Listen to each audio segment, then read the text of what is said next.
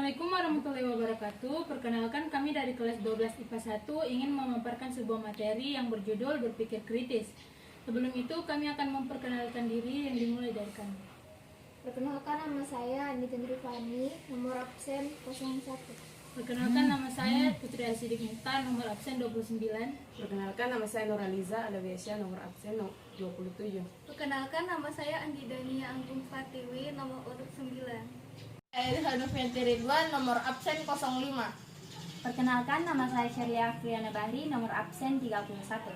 Selanjutnya yaitu pemaparan materi yang dimulai dari saya sendiri. Pengertian berpikir kritis. Akal adalah hal pokok yang membedakan manusia dengan makhluk lainnya. Jika manusia benar-benar mempergunakan akalnya, tentu ia akan melihat dengan jelas tanda-tanda kekuasaan Allah di alam semesta ini, terkait dengan hakikat di kehidupan, cara berakhlak terhadap sesama manusia, serta terhadap lingkungan dengan hidup sekitarnya. Dengan akal itulah manusia dapat berpikir. Berpikir adalah bentuk dari kata kerja dari kata dasar pikir, yang dalam Kamus Bahasa Indonesia diartikan dengan suatu aktivitas menggunakan akal budi untuk berpikir dan mempertimbangkan dan memutuskan sesuatu. Adapun berpikir kritis yaitu berpikir pada level yang kompleks dan menggunakan proses analisis dan evaluasi. Karena evaluasi merupakan perintah langsung dari Allah, hal ini dijelaskan dalam Quran Surah Al-Hasyr ayat 59.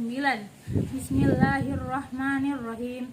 Ya ayyuhallazina amanu taqullaha wal tanzur nafsu qaddamat ligadin wattaqullaha innallaha khabirun bima ta'malun. Yang artinya, wahai orang-orang yang beriman, bertakwalah kalian kepada Allah dan hendaklah setiap diri memperhatikan apa yang telah diperbuat untuk hari esok. Dan bertakwalah kepada Allah, sesungguhnya Allah waspada terhadap apa yang kalian perbuat. Orang yang berpikir kritis akan mencari dan menganalisis dan mengevaluasi informasi, kemudian membuat simpulan berdasarkan fakta untuk mengambil keputusan. Berpikir kritis didefinisikan beragam oleh para pakar. Mertes mengemukakan bahwa berpikir kritis adalah sebuah proses yang sadar dan sengaja digunakan untuk menafsir dan mengevaluasi informasi dan pengalaman dengan sejumlah sikap reflektif dan kemampuan yang memandu keyakinan dan tindakan.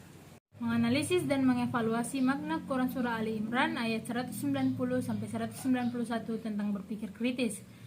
Setiap manusia dikaruniakan akal dan nafsu oleh Allah. Dengan akal, manusia dapat berpikir, dan dengan dorongan nafsu, manusia berusaha ingin mencapai taraf hidup dan kehidupan yang tinggi dan baik. Maka akal pun bekerja terus memikirkan dan mencari jalan, serta usaha supaya apa yang dicita-citakan itu dapat tercapai. Dan dengan akal dan nafsu itulah manusia dapat memahami tanda-tanda kebesaran Allah di bumi maupun di langit yang menyampaikan manfaat sangat besar bagi kehidupan makhluk Allah. Akan tetapi tanda-tanda kebesaran Allah tersebut tidak akan bermanfaat apabila manusia tidak menggunakan akalnya dengan baik. Hal itulah yang diungkapkan dalam Quran Surah Al-Imran ayat 190-191.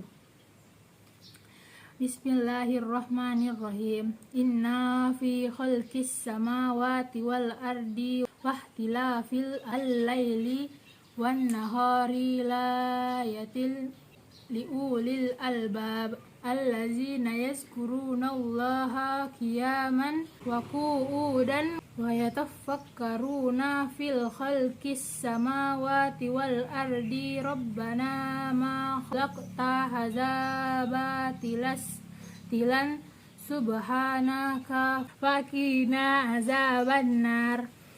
Yang artinya, sesungguhnya dalam penciptaan langit dan bumi dan pergantian siang dan malam terdapat tanda-tanda kekuasaan Allah bagi orang-orang yang berakal, yaitu orang-orang yang senantiasa mengingat Allah dalam keadaan berdiri, duduk, berbaring, dan memikirkan atau merenung penciptaan langit dan bumi surya, seraya berkata, ya Tuhan kami, Engkau ciptakan semua ini dengan tidak sia-sia. Maha suci Engkau, maka lindungilah kami dari siksa-siksa neraka. Untuk materi selanjutnya akan dibacakan oleh Andi Dania Anggun Pratiwi. Kandungan surah Al-Imran ayat 190-191 surat ketiga. Dalam surah Al-Imran ayat 190, Allah memerintahkan kepada segenap manusia untuk berpikir dan merenungkan segala kejadian dan fenomena langit dan bumi beserta isinya. Berulang-ulang mengajarkan manusia agar dapat menggunakan akalnya dengan ungkapan, apakah kamu tidak berpikir? Apakah kamu tidak memperhatikan? Apakah kamu tidak merenung? Semua redaksi ayat Al-Quran tersebut mengajarkan kepada manusia supaya dapat meyakini betapa besar kekuasaannya Allah dan indahnya ciptaan Allah. Ilmu pengetahuan modern telah menerangkan bahwa ruang angkasa menyimpan keajaiban-keajaiban yang dapat dilihat dari cepatnya peredaran dan bentuknya yang besar. Olehnya itu diperkenalkan proses penciptaan langit dan bumi dan proses penciptaan manusia serta keajaiban dan fenomena alam di beberapa ayat Al-Quran. Merupakan tanda-tanda bahwa Allah Maha Kuasa, berbuat segala sesuatunya atas iradatnya. Dengan mengenal ciptaannya tersebut, manusia dapat mengenal penciptanya. Dengan mengenal sang penciptanya, maka manusia dapat tunduk beribadah, selalu ingat kepada alam dalam keadaan apapun, yaitu dengan berdiri, duduk, dan berbaring, selalu berzikir kepada Allah. Mengenal Allah atau ma'rifatullah yang diajarkan kepada manusia adalah mengenal melalui hasil ciptaannya, bukan melalui saknya. Hal ini karena manusia mempunyai keterbatasan untuk memahami seluruh ilmu yang ada di dunia ini, apalagi mengenal sak Allah. Ada 3 hal penting dalam mengenal Allah, yaitu 1. Ma'rifatullah merupakan ilmu tertinggi yang harus dipahami manusia karena memberikan keyakinan bagi yang mendalaminya. Memahami ma'rifatullah juga akan mengeluarkan manusia dari kegelapan dan kebodohan kepada cahaya yang terang, yaitu keimanan. Dalam surah Luqman ayat 31 surah ke-18. 2. Seseorang yang mengenal Allah pasti akan mengenal tujuan hidupnya. Surah Al-Sariyat ayat 56 surah 51. 3. Berilmu dengan ma'rifatullah sangat penting karena berhubungan dengan manfaat yang diperolehnya, yaitu meningkatkan keimanan dan ketakwaan kepada Allah sehingga dapat memperoleh kebahagiaan dan keuntungan yang hakiki kelak di akhirat. Materi selanjutnya akan dibacakan oleh Andi dan Rifani. 3. Asbabul Nuzul Quran Surah Al-Imran ayat 190-191. A. Asbabul Nuzul ayat ini adalah sebagai pembuktian kekuasaan Allah pada kaum kafir Quraisy. Imam Al-Tabari dan Ibnu Abi Hatim meriwayatkan dari Ibnu Abbas bahwa orang-orang Quraisy mendatangi orang-orang Yahudi dan bertanya tentang bukti-bukti kebenaran apakah yang dibawa Musa kepadamu. Dijawab, tongkat dan tangannya yang bersinar putih bagi yang memandangnya. Kemudian mereka mendatangi orang Nasrani dan menanyakan bagaimana halnya Nabi Isa. Dijawab, Isa dapat menyembuhkan orang sakit, orang buta, dan dapat menghidupkan orang yang sudah mati. Selanjutnya mereka mendatangi Rasulullah SAW dan mereka berkata, wahai Muhammad, mintalah pada Tuhanmu agar bukti sapa itu jadi emas untuk kami. Maka Nabi Muhammad SAW berdoa dan turunlah ayat ini. B. Tafsir dan penjelasan Quran Surah Al-Imran ayat 190-191. Diriwayatkan oleh Aisyah bahwa Rasulullah minta izin untuk beribadah pada suatu malam, kemudian bangunlah dan berwudu lalu sholat. Saat sholat beliau menangis karena merenungkan ayat yang dibacanya. Setelah sholat beliau duduk memuji kepada Allah dan menangis kembali sehingga air matanya membasahi tanah. Setelah Bilal datang untuk azan subuh dan melihat Rasulullah SAW menangis, ia bertanya, wahai Rasulullah, mengapa engkau menangis? Padahal Allah telah mengampuni dosa-dosa Anda, baik yang terdahulu maupun yang akan datang. Rasulullah SAW menjawab, apakah tidak boleh aku menjadi hamba Allah yang bersyukur kepada Allah telah menurunkan ayat kepada aku. Kemudian beliau berkata, alangkah ruginya dan celaka orang-orang yang membaca ayat ini tetapi tidak merenungi kandungannya, memikirkan pergantian dan dapat menghasilkan perhitungan waktu bagi kehidupan manusia. Sementara ayat 191 menjelaskan tentang ciri khas orang yang berakal, yaitu apabila memperhatikan sesuatu selalu akan memperoleh manfaat dan terinspirasi oleh tanda-tanda kekuasaan Allah. Selalu ingat dalam keadaan baik, waktu berdiri, duduk, dan berbaring. Suatu waktunya diisi untuk memikirkan dan mengingat ciptaannya dengan berbagai keajaiban-keajaiban angkasa raya yang menggambarkan kesempurnaannya. Materi selanjutnya akan dibacakan oleh Nur Haliza Alawiyasyah. Manfaat berpikir kritis. Berpikir kritis ternyata mempunyai beberapa manfaat.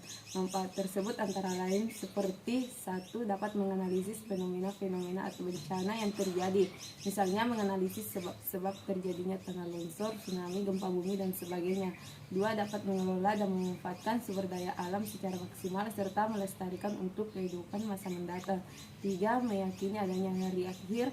4. Dapat mempersiapkan kehidupan di akhirat dengan amalan-amalan yang baik. 5. Bersyukur terhadap segala sesuatu yang Allah berikan di bumi ini. 6. Dapat mengantisipasi terjadinya suatu bencana dengan melihat tanda-tandanya. 7. Dapat mengembangkan ilmu pengetahuan dan teknologi berdasarkan pada penemuan-penemuan sebelumnya. 8. Dapat menciptakan penemuan baru dengan mengadakan penelitian. Materi selanjutnya akan dibacakan oleh Sherlia Afriana Bahri. Sikap dan perilaku berpikir kritis. Dalam kedua ayat tersebut, Allah mengajak manusia untuk berpikir kritis, merenungi langit dan bumi serta kejadiannya, dan hal-hal yang menakjubkan di dalamnya, sehingga sebagai orang yang beriman kepada Allah menyadari bahwa Allah menciptakan langit dan bumi beserta isinya tidaklah sia-sia. Dengan merenung dan meyakini terhadap ciptaan Allah, manusia dapat selalu menjadi hamba yang bersyukur dengan melaksanakan kewajibannya dan menjauhi segala apa yang dilarang. Orang yang cerdas juga mengetahui bahwa kematian pasti akan datang kapan saja, di mana saja, berada dalam kondisi dan situasi bagaimanapun. Pasti kematian akan datang menjemputnya. Olehnya itu, sikap perilaku mulia dan terpuji yang harus dikembangkan terkait dengan berpikir kritis berdasarkan Al-Quran dan hadis yaitu sebagai berikut. 1. Senantiasa bersyukur kepada Allah atas anugerahnya. 2. Melakukan kajian-kajian dari penelitian terhadap ayat-ayat Allah dan mendalami bersama pakar di bidang masing-masing. 3. Menjadikan ayat-ayat kauniyah sebagai inspirasi dalam mengembangkan iptek. 4. Senantiasa berupaya beramal saleh dan menjauhi kemaksiatan sebagai tindak lanjut dari keyakinan tentang kehidupan kedua di akhirat.